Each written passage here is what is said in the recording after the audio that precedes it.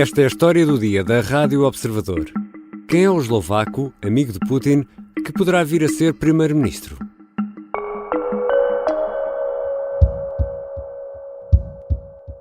Keby som bol predseda vlády Slovenskej republiky, veľmi jasne by som zavetoval sankcie, pokiaľ ide o ropu. Esta é a voz de Robert Fico, o líder da oposição na Eslováquia. É um deputado de esquerda que apelida Zelensky e os ucranianos de fascistas. Fico pergunta aos eslovacos e à União Europeia se faz sentido estar a lutar e a apoiar uma guerra que é dos Estados Unidos, segundo diz. Este homem poderá vir a ser o vencedor das eleições de 30 de setembro e isso poderá ser um problema na União Europeia e no apoio à Ucrânia. Vou conversar com o jornalista do Observador, José Carlos Duarte, especialista em internacional, sobre quem é este homem, Robert Fico. Eu sou o Ricardo Conceição e esta é a história do dia. Bem-vindos, Zé Carlos. Olá, Ricardo. Zé, podemos começar pelo princípio. Devemos sempre começar pelo princípio, não é? A Eslováquia é um país relativamente recente, é uma consequência do fim da União Soviética. Sim, a Eslováquia tornou-se independente em 1993, após tornar-se independente da República Checa. Os dois países faziam parte da Checoslováquia e, durante a Guerra Fria, faziam parte do bloco liderado pela União Soviética.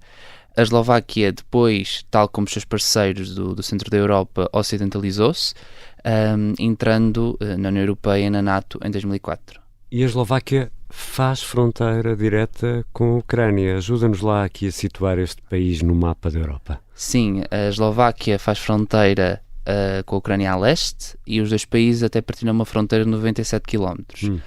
Para além da Ucrânia, a Eslováquia faz fronteira a norte com a Polónia e com a República Checa, a oeste com a Áustria. Aliás, as duas capitais, Bratislava e Viena, estão a cerca de 70 km de distância, e a sul faz fronteira com a Hungria. Como é evidente, não tem costa, mas passa o rio Danúbio também pela capital Bratislava. E nesta altura, José Carlos, qual é a situação política na Eslováquia? Neste momento, a Eslováquia tem um governo interino liderado por Ľudovít Todor. Antes disso, o país era governado por uma coligação formada por partidos de centro-direita e direita, mas que, fruto de várias desavenças, acabaram por não se entender. E o governo foi alvo de uma moção de censura e acabou por cair em dezembro de 2022. O primeiro-ministro da altura, Eduard Heger, pediu então à presidente eslovaca, Zuzana Čaputová, para que ela formasse um governo interino até à realização de novas eleições que estão marcadas para daqui a 2 semanas, para 30 de setembro. Portanto, nesta altura temos um governo interino nomeado diretamente pela presidente, não é? É um governo tecnocrata, digamos assim. Sim, o primeiro-ministro foi o vice-presidente do Banco Nacional da Eslováquia e foi ele que decidiu a formação de um governo, como disseste, tecnocrata. E para percebermos ainda melhor esta história do dia, falta-nos aqui um outro elemento. Que tipo de apoio dá nesta altura a Eslováquia à Ucrânia? A Eslováquia neste momento presta todo o apoio possível à Ucrânia, quer em termos militares, em termos humanitários e também no acolhimento de refugiados. Por exemplo, na parte militar, a Eslováquia já doou à Ucrânia tanques da época soviética e inclusivamente helicópteros. Não é que a Eslováquia tenha umas forças armadas muito poderosas, mas o que é facto é que o país tem tentado ajudar de forma bastante completa a Ucrânia. Por exemplo, também na ajuda humanitária, a Eslováquia tem enviado geradores para a Ucrânia devido aos ataques à infraestrutura energética da Ucrânia por parte da Rússia, e a questão dos refugiados também é bastante importante, porque como é um país fronteiriço com a Ucrânia, a Eslováquia tem um papel bastante importante em acolher e integrar os refugiados, o que tem acontecido até agora. E sabemos quantos ucranianos atravessaram a fronteira para a Eslováquia? Cerca de 120 mil refugiados acolhidos até o momento, o que num país de cerca de 5,5 milhões de habitantes é um número considerável. E aqui chegados, José Carlos, temos de falar de um antigo primeiro-ministro, um senhor chamado Robert Fico, que já foi primeiro-ministro da Eslováquia. Sim, Robert Fico já foi primeiro-ministro da Eslováquia de 2006 a 2010. Depois houve aí 2 anos em que a direita voltou ao poder na Eslováquia e ele depois retornou ao poder em 2012 até 2018, sendo que de 2012 a 2016 ele governou com uma maioria absoluta, que a perdeu depois nas eleições seguintes, ainda que tenha mantido o poder. E porquê que caiu em 2018?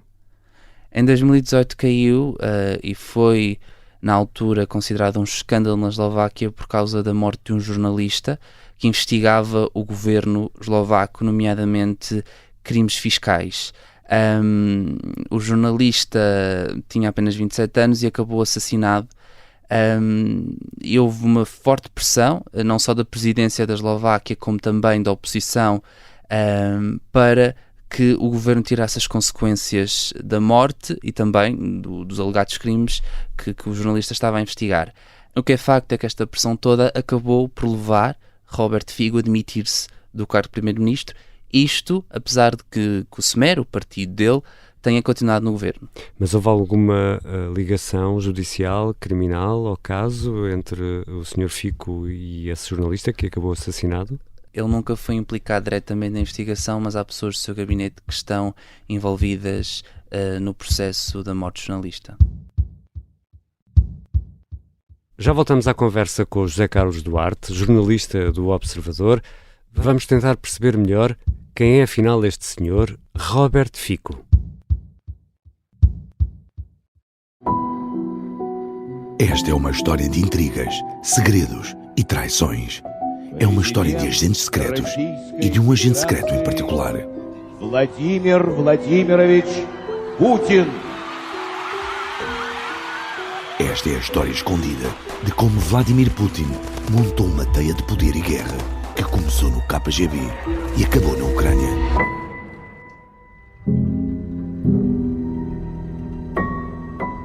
Um espião no Kremlin é uma série para ouvir em 6 episódios que faz parte dos Podcast Plus do Observador. Já pode ouvir todos os episódios no site do Observador, nas plataformas de podcast ou no YouTube. Os Podcast Plus do Observador têm o apoio da Onda Automóveis. Regressamos à conversa com José Carlos Duarte, jornalista de internacional do Observador. Zé, o Sr. Fico, Robert Fico, é um ex-comunista. Quem é este homem também do ponto de vista ideológico? Sim, Robert Fico aderiu ao Partido Comunista da Checoslováquia em 1986 e permaneceu no partido até 1989, o ano da Revolução de Veludo, que acabou com o regime comunista na Checoslováquia. Depois, na vida política da Eslováquia, fez parte de um partido chamado de Esquerda Democrática, de centro-esquerda, e a sua vida política foi sempre passada entre partidos dessa ideologia política de centro-esquerda, sociais-democrata. Aliás, o partido em que ele está neste momento, o SMER, chama-se Partido Social Democrata da Eslováquia, e defende políticas económicas marcadamente de esquerda. Ainda que em termos sociais as coisas já não sejam assim tão líquidas, tendo, por exemplo, uma política bastante mais dura no que diz respeito à imigração. E o Sr. Fico tem entre os seus aliados europeus Viktor Orbán, da vizinha Hungria, e Putin em Moscovo. Efetivamente. Ainda que em termos económicos haja aqui uma diferença relativamente a Viktor Orbán, Robert Fico é mais de esquerda, é mais defensor de um Estado social forte. O que é facto é que, em termos de política externa, os dois têm visões muito idênticas. Uma certa proximidade com a Rússia, uma certa desconfiança para com o Ocidente, para com a União Europeia, com a NATO. Daí que haja aqui diferenças na parte económica, mas de política externa tenham políticas bastante parecidas. Relativamente à Rússia, ela esteve sempre presente na vida de Robert Fico. Ele fez parte do Partido Comunista Checoslovaco, que esteve sempre aqui ligado à União Soviética e depois à Rússia, mas o seu papel de apoio a Moscou ganhou grande preponderância com o início da guerra. Foi um tema que captou o interesse dos eslovacos e Robert Fico sempre teve uma atitude bastante próxima daquela que é a propaganda difundida por Moscou. Exatamente, ao ouvi-lo, como escutámos no início deste episódio, Parece que estamos a ouvir aquela retórica do Kremlin que acusa os ucranianos de serem fascistas, nazis, mas isto levanta-nos aqui uma questão. Como é que isto é possível num país que pertence à União Europeia, que está no centro da Europa? Isso é uma boa pergunta. E esta posição de Robert Fico, o que é facto é que não é apenas dele dentro do seu partido. Essa sensação contra o Ocidente, de que há nazis nas tropas ucranianas, também é mais ou menos encontrada na população eslovaca. Aliás, um estudo elaborado em maio de 2023 por um think tank eslovaco mostra que 34% dos inquiridos culpabiliza o Ocidente pelo início da guerra da Ucrânia, ao passo que 40% dizem que foi a Rússia a culpada, ou seja, as percentagens estão muito próximas. Há aqui realmente uma sensação na Eslováquia de que a guerra foi patrocinada, ou pelo menos incentivada pelo Ocidente, e a Rússia foi forçada a agir. Isto deve-se essencialmente à difusão de propaganda russa na Eslováquia, que aliás a Presidente já alertou para essa possibilidade, e também para uma espécie de sentimento de identificação com a Rússia que persiste na Eslováquia mesmo após o fim da União Soviética. Mas essa propaganda continua nos dias de hoje na Eslováquia? Propaganda russa? Sim, continua. Aliás, há um relatório do Ministério do Interior eslovaco que faz referência ao ano passado e que denuncia várias tentativas de elementos para o Kremlin tentarem mudar as percepções da Eslováquia relativamente ao conflito, divulgando notícias falsas, principalmente nas redes sociais.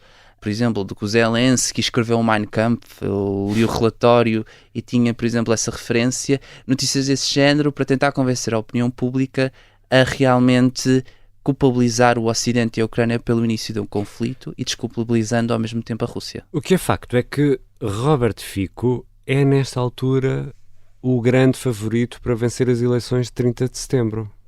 Exato. Para além da população eslovaca ser favorável à política externa defendida por Robert Fico, o que é facto é que a Eslováquia vem aqui de um período de grande instabilidade política. Neste momento, como já referimos, é governado por um governo interino, e aquela coligação de direita era bastante instável. E o que é facto é que também apanhou um período governativo bastante turbulento, que foi a pandemia da Covid-19, a guerra na Ucrânia e depois os impactos económicos do conflito. Isto fez uma espécie de tempestade perfeita para que Robert Fico surgisse aqui como salvador e alguém que é capaz de trazer a Eslováquia novamente para um caminho de crescimento económico e de estabilidade. Mas ele consegue votos suficientes para formar um governo com apoio parlamentar ou não? Isso, de momento, será bastante difícil, de acordo com as sondagens. Ele, neste momento, tem intenções de voto na ordem dos 21%, elegendo cerca de 36 deputados. Para formar a maioria são necessários 76, ou seja... Falta muito. Falta muito. E terá de fazer coligações com vários partidos e de vários espectros políticos. Principalmente, e aqui o que é interessante é que um partido de esquerda, o Smer, poderá fazer coligações com partidos de extrema-direita e direita mais radical para conseguir formar governo. Daí que, para realmente Robert Fico voltar ao poder, terá de fazer uma mega coligação, que também poderá incluir o ALAS, que era um partido que se formou dos descontentes do Smer, que é o seu partido.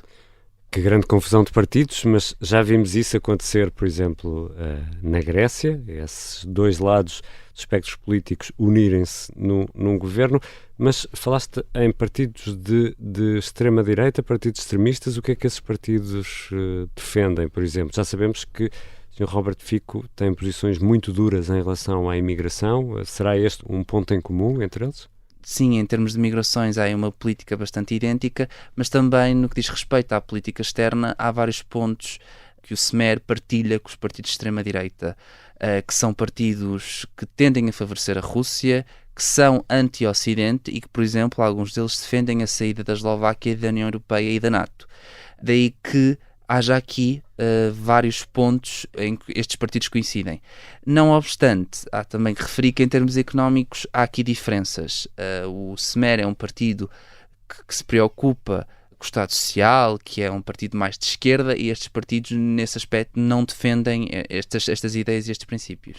Mas, José Carlos, se tudo isso, se esses cenários se confirmarem e Robert Fico voltar a ocupar o lugar de chefe de governo na Eslováquia, com essa aliança de aliados improváveis, isto pode representar um problema dentro da União Europeia e, sobretudo, um problema para a Ucrânia, para os refugiados ucranianos? Sim, dentro da União Europeia, apesar das posições mais extremistas dos partidos de extrema-direita, Robert Fico diz que quer manter-se na União Europeia, quer manter-se na NATO. Agora, em termos de apoio à Ucrânia, as coisas podem mudar, porque será mais um país, além da Hungria, a bloquear, por exemplo, pacotes de ajuda militar, pacotes de ajuda humanitária para a Ucrânia dentro da União Europeia. Será mais uma voz contra, por exemplo, a aplicação de sanções, e a Hungria, de Viktor Orbán, deixará de estar isolada e deixará de ser o único Estado-membro a defender este tipo de políticas, ganhando aqui um aliado que, embora não sendo muito poderoso dentro da União Europeia, pode fazer moça para o apoio europeu à Ucrânia ficar prejudicado. Vamos ver o que sai das eleições de 30 de setembro. Obrigado, Zé Carlos. Obrigado, Ricardo. José Carlos Duarte é jornalista de internacional do Observador. Esta foi a História do Dia. O som que ouvimos no início foi retirado da conta oficial de Robert Fico no Facebook. A sonoplastia é do Diogo Casinha, a música do genérico do João Ribeiro. Eu sou Ricardo Conceição. Até amanhã.